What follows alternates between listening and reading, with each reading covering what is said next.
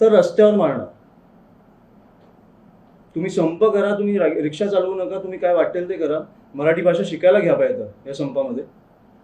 पण तुम्ही जे रिक्षा चालवतायत, जे मराठी लोक रिक्षा चालवतायत त्यांच्या अंगावर आला तर रस्त्यावर मारणं.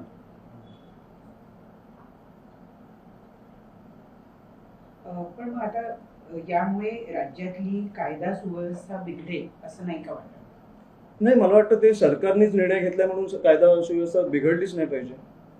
त्यांनी ती कायदा सुव्यवस्था लावली पाहिजे की कशा प्रकारे संप झाला तरी कुठेही मारहाण नाही होणार. शांतपणे तुम्ही संप करा ना. तुम्हाला आम्ही दाखवून देऊ की मराठी रिक्षा चालक काय आहेत.